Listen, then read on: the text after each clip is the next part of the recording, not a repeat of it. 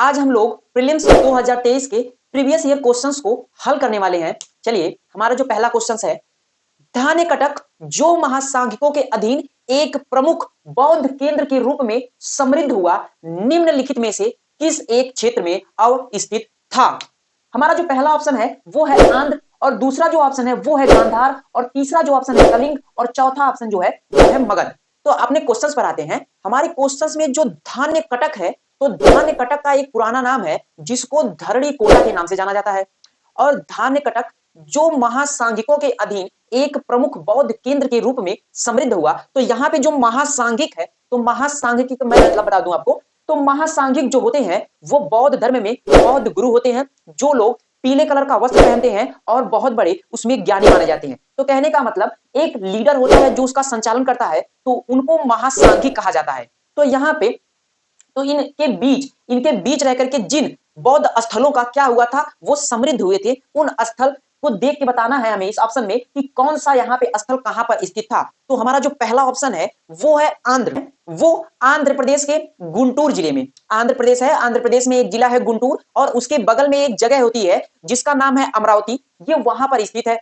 ठीक है, तो ये जो आंध्र हो गया। और जो हमारा दूसरा ऑप्शन दिया है, आंध्र के बाद हमारा दिया है गांधार। जो गांधार है हमारा, ये है स्थित पाकिस्तान में, और यहीं पे इसकी जो राजधानी थी, इसकी राजधानी थी तक्षशिला, और यहीं पे तक्षशिला विश्वविद्यालय बना हुआ है। और हमारा जो तीसरा ऑप्शन है कलिंग, ये जो कलिंग है, कलिंग बच्चा हमारा उड़ीसा में स्थित है। और ये कलिंग आपको पता होगा, जो सम्राट अशोक थे, कलिंग जो साम्राज्य था उसका क्या था, राजा था। इसके बाद जो हमारा चौथा ऑप्शन है वो है मगध। और मगध के बारे में, मगध की जो राजधानी थी वह थी राजगिरी। यहाँ पे मगध की राजधानी थी राजगिरी या गिरिब्रज, और ये जो मगध है, मगध का जो राजा था वो था बिंबिसार। तो यहाँ पे हमारे चारों ऑप्शंस क्लियर हैं। तो हमारा यहाँ पे जो धान्य कटक है, यानी कि धान्य कटक का एक पुराना नाम है धरणी कोटा, और धरणी कोटा को ही आंध्र के नाम से जाना जाता था। लेकिन यह कब की बात है, और इसे आंध्र, मैं आपको बता दूं, इसे आंध्र सातवाहन वंश की जो राजधानी थी वह थी धान्य कटक, यानी कि इसका जो इस समय नया नाम है आंध्र, वह उसकी क्या थी,